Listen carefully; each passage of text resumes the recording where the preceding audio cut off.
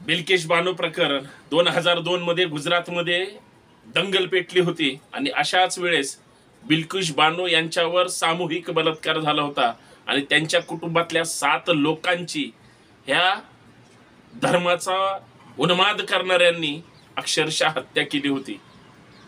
प्रकरण गंभीर होतं, न्यायालयीन लढा लढत होतं, परंतु गुजरात सरकारने कदाचित या धर्माच्या रक्षकांना त्या बिल्किसचे लचके तोडले याच्यासाठी किंवा हत्या केली याच्यासाठी फार मोठा पराक्रम केला की काय, म्हणून न्यायालयाने शेवटी कुणाच्या ना कुणाचा कुठं ना कुठं एक छुपा आदर्श आणि हात असण्याची शक्यता आहे म्हणून या सगळ्या नराधमांना सोडवण्यात आलं। निर्दोष सुटले, त्यांची शिक्षा कमी केली कारण सगळ्यांना जन्मठेप झालेली होती। पण ती बिल्किश बानो खरं तर एक कुणाची तरी स्त्रीच होती, काही जरी नसलं तरी या भारताची नागरिक होती। तिला इथल्या न्याय व्यवस्थेवर विश्वास होता आणि ऐन स्वातंत्र्याच्या म्हणजे 75 वर्ष सुवर्ण महोत्सवी या देशामध्ये साजरा करत असताना ती मात्र स्वतःला न्याय मिळवून देण्यासाठी लढत होती। तीच बिल्किश बानो परत एकदा सुप्रीम कोर्टापर्यंत गेली आणि माझ्यावर अन्याय झालेला आहे, ज्या पद्धतीचं घाणेरडं काम, वाईट कृत्य या नराधमांनी केलेलं आहे, तरी गुजरात सरकारने आणि गुजरातच्या न्यायालयाने हा खटला त्या ठिकाणी कशा पद्धतीनं चालवला किंवा त्याचा निकाल दिला किंवा सरकारने ते मान्य केला, हा सगळा संशयास्पद प्रकार आहे। बघा, खरं तर त्या गुजरातची मानसिकता, तिथल्या लोकांची मानसिकता म्हणजे कशी आणि काय आहे हे या बिल्किश बानो प्रकरणातून आणि एकंदरीत प्रकरणातून या देशाला कळालेली सुद्धा आहे आणि कळत सुद्धा आहे। परंतु एखाद्या गुन्हेगारांना म्हणजे ते एक नंबरचे रेपिस्ट आहेत, ते हत्यारे आहेत आणि त्यांनी गुन्हा केलेला आहे आणि गुन्हे करणाऱ्या गुन्हेगाराला जर कायद्यामध्ये प्रोव्हिजन आहे, शिक्षा आहे त्यांना, असं असताना सुद्धा ते फार चरित्र संपन्न असल्यासारखे ते जर या राज्यामध्ये म्हणजे गुजरातमध्ये परत सोडले जात असतील तर ही किती दुर्दैवी बाब आहे। आणि याच्यावर त्यांचे महामहिम काहीच बोलायला तयार नाहीत, कारण बोलू शकत नाहीत। सर्व कुणाच्या आशीर्वादानं चाललं असेल हे वेगळं सांगायची गरज नाही।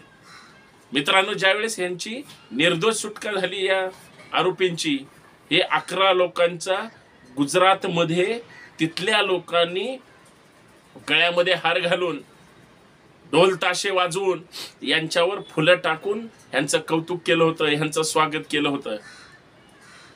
महाराष्ट्रातल्या नाही, देशातल्या नाही, कुठल्याही नागरिकाला, महाराष्ट्र तर संवेदनशील आहे, महाराष्ट्र तर कायद्याचा, महिलांचा आणि सर्वांचा आदर करणारं राज्य आहे, परंतु गुजरातमध्ये आरोपींवर जी काही फुलं उधळली गेली, हार घालून सत्कार करण्यात आले, वाजंत्र्याने वाजवलं, हा धर्मांचा जो काही म्हणजे व्यवस्थेचा उन्माद होता तो दाखवण्याचा प्रयत्न त्या लोकांनी केला। परंतु हळहळ मात्र संपूर्ण देशामध्ये त्या ठिकाणी म्हणजे व्यक्त करण्यात आली की एखाद्या आरोपीला अशीच घटना जर म्हणजे इतर राज्यामध्ये किंवा अशाच घाणेरड्या वृत्तीच्या लोकांमध्ये घडली तर हे अशाच पद्धतीनं आरोपीचं परत समर्थन आणि कौतुक करतील का? पण कायदा श्रेष्ठ आहे मित्रांनो या देशामध्ये। या देशामध्ये कायदा श्रेष्ठ असल्यामुळे न्याय व्यवस्था सुद्धा काही प्रकरणामध्ये जाणीवपूर्वक बारकाईनं लक्ष घालून किती कायदा चुकीच्या पद्धतीने वापरला जातो, कशी न्यायालयाची सुद्धा दिशाभूल केली जाते हे पाहण्यासारखं आहे। कारण 2022 मध्ये ज्यावेळेस हा निकाल लागला होता त्यावेळेस सुद्धा हा निकाल खरं तर दुसऱ्या राज्यांनी त्या ठिकाणी हे करायचं, महाराष्ट्राकडे ती जबाबदारी होती, पण 2022 मध्ये सांगितलं गेलं की 73 राज्य जरी महाराष्ट्र असलं तरी त्यांना तो निकाल देण्याचा अधिकार नव्हता, त्यावेळेस राखून ठेवला गेला होता, हे विसरून चालणार नाही। शेवटी सरकारचा हस्तक्षेप असतो, सरकार ठरवत असतं। तत्कालीन गुजरात सरकारने ज्यावेळेस या नराधम लोकांचा प्रस्ताव आला, ज्यावेळेस सरकारने तो मान्य केला, ज्यावेळेस त्यांच्या दयेचा अर्ज बघा तुम्ही